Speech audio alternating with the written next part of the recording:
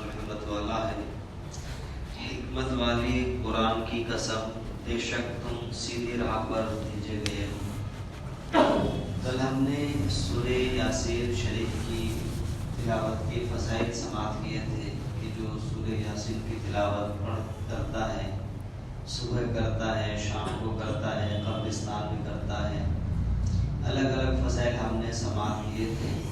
ان کی فضائل کے لیے یہی کافی ہے کہ حضور نے کیا فرمایا کہ ہر چیز کا ایک دل ہوتا ہے، قرآن کا دل سورہ یاسین، جی فضیلت کافی ہے۔ ان کے علاوہ اور بھی بے شمار فضائل حضور نے ان کے بیان فرمائے۔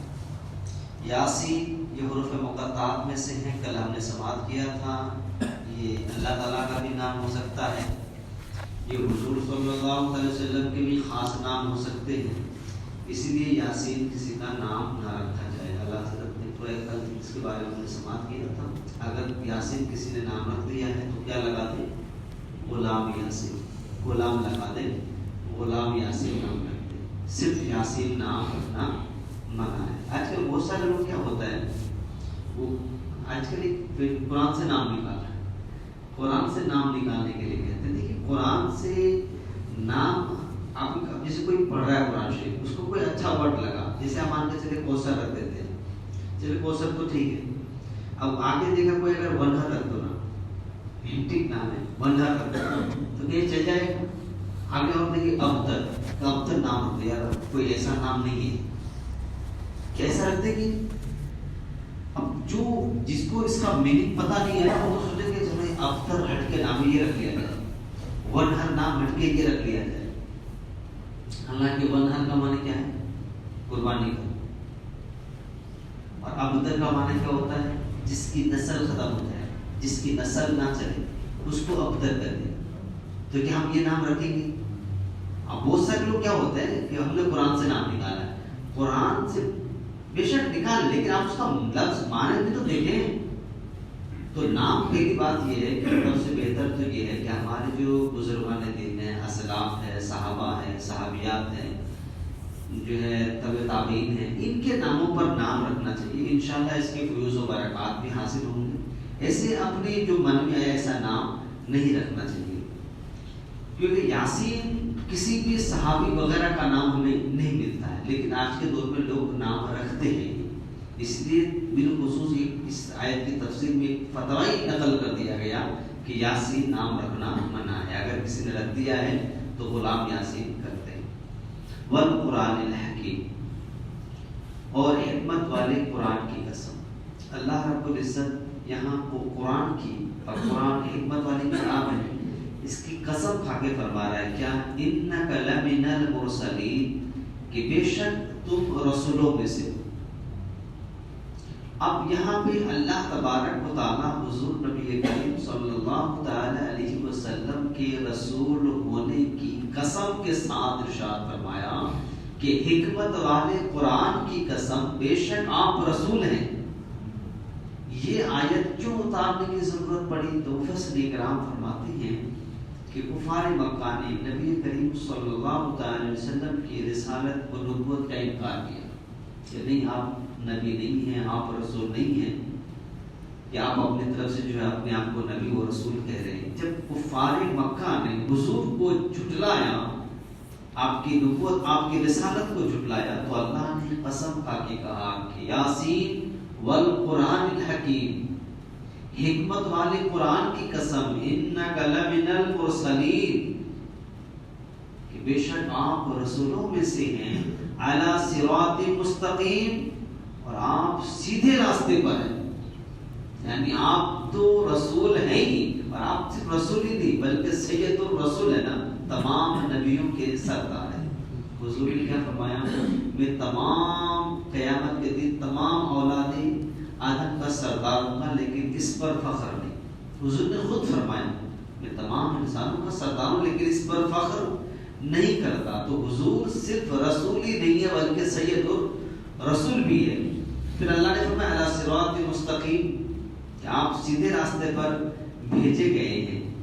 یہاں فرماتے ہیں کہ یاد رہے کہ تمام انبیاء کرام علیہم السلام صراط مستقیم پر ہی تھے، اور جب یہ ارشاد فرما دیا کہ حضور صلی اللہ علیہ وسلم رسولوں میں سے ہیں، تو اسی ضمن میں یہ بھی معلوم ہو گیا تھا کہ رسول کریم صلی اللہ علیہ وسلم صراط مستقیم پر بھی ہے۔ جب رسول ہے تو صراط مستقیم پر ہے۔ البتہ یہاں حضور انور صلی اللہ علیہ وسلم کے بارے میں صراحت کے ساتھ صراط مستقیم پر ہونے کی خبر دینے سے معلوم ہوا کہ آپ صلی اللہ علیہ وسلم کی شریعت سب سے زیادہ قوی اور سب سے زیادہ معتدل ہے۔ حضور کی شریعت سب سے زیادہ قوی بھی ہے اور معتدل درمیانہ بھی ہے۔ ابھی ہم نے کئی دن پہلے سماعت کیا تھا کہ عیسائی اور یہودیوں میں اتنا تھا کہ یہودیوں میں 7 پشتوں تک وہ نکاح نہیں کرتے تھے، اگر 7 پشت جا کے نکاح مل جائے، اور عیسائیوں میں کیا تھا، وہ جو ہے بھانجی کے ساتھ بھتیجی کے ساتھ بھی نکاح کر لیا کرتے تھے، مطلب ان کی یوں تھا۔ لیکن حضور نبی کریم صلی اللہ علیہ وسلم کی شریعت میں دیکھیں کتنا معتدل ہے کہ آپ چچا کی لڑکی سے نکاح کر سکتے ہیں، ماموں کی لڑکی سے کر سکتے ہیں، پھپھو کی لڑکی سے کر سکتے ہیں، ہاں سگی بھتیجی سگی بھانجی ان سے نہیں کر سکتے۔ ایک مطلب حضور کی شریعت قوی کے ساتھ ساتھ معتدل بھی ہے، اور ساتھ میں حضور اقدس صلی اللہ علیہ وسلم اور صراط مستقیم دیکھیں کہ حضور پر نور صلی اللہ علیہ وسلم خود بھی صراط مستقیم پر ہے، جیسا کہ اللہ تبارک و تعالیٰ نے صراحت کے ساتھ بیان فرمایا کہ وَإِنَّكَ لَتَدْعُوهُمْ إِلَىٰ صِرَاطٍ مُسْتَقِيمٍ، اور بے شک تم انہیں سیدھی راہ کی طرف بلاتے ہو۔ اللہ فرماتا میرے محبوب دوسری جگہ کہ آپ انہیں سیدھی راہ کی طرف بلاتے ہو، تو آپ سیدھی راہ پر ہیں تبھی تو دوسروں کو بلاتے ہیں۔ اسی طرح دوسری جگہ اللہ فرماتا وَإِنَّكَ لَتَهْدِي إِلَىٰ صِرَاطٍ مُسْتَقِيمٍ، بے شک تم ضرور سیدھے راستے کی طرف رہنمائی کرتے ہو۔ اسی طرح ایک جگہ فرمایا کہ اللہ اس کے ذریعے اسے سلامتی کے راستوں کی ہدایت دیتا ہے جو اللہ کی مرضی کا تابع ہو جائیں، اور انہیں اپنے حکم سے تاریکیوں سے روشنی کی طرف لے جاتا ہے اور انہیں سیدھی راہ کی طرف ہدایت دیتا ہے۔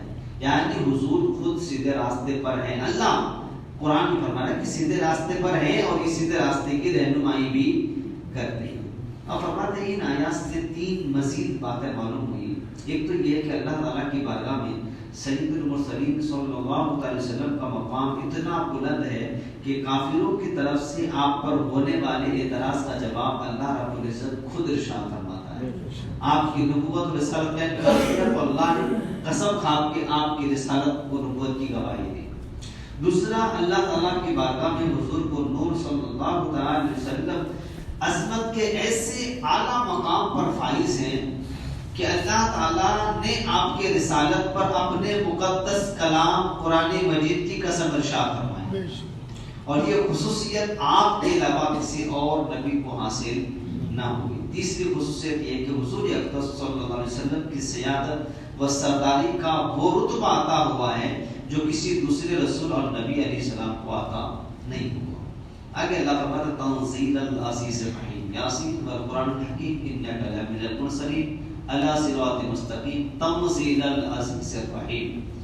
عزت والے مہربان کا اتارا ہوا، یہ قرآن کس کا اتارا ہوا ہے؟ اللہ عزت والا بھی ہے اور رحم کرنے والا بھی ہے، تو اللہ فرماتا ہے عزت والے مہربان کا اتارا ہوا یہ کلام لِتُنذِرَ قَوْمًا مَا أُنذِرَ آبَاؤُهُمْ فَهُمْ غَافِلُونَ، تاکہ تم اس قوم کو ڈراؤ جس کے باپ دادا نہ ڈرایا گیا تو وہ غفلت میں پڑے ہوئے ہیں۔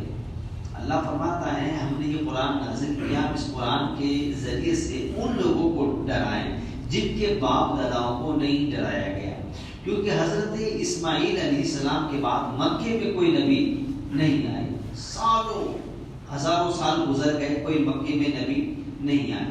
اسی طریقے سے عیسیٰ علیہ السلام کے بعد حضور صلی اللہ علیہ وسلم کے درمیان 571 سال کا عرصہ گزر گیا، ادھر اہل کتاب میں بھی یہود و نصارہ میں کوئی نبی نہیں آئے، تو اللہ فرماتا ہے کہ آپ اس قرآن کے ذریعے سے انہیں ڈرائیے، آپ کو کافی عرصہ گزر گیا ہے کہ ان کے باپ داداؤں کو ڈرایا نہیں گیا، تو آپ ان کو ڈرائیے لِتُنذِرَ قَوْمًا مَا أُنذِرَ آبَاؤُهُمْ، تاکہ تم اس قوم کو ڈراؤ جس کے باپ دادا کو نہ ڈرایا گیا، فَهُمْ غَافِلُونَ، اور وہ غفلت میں پڑے ہوئے ہیں۔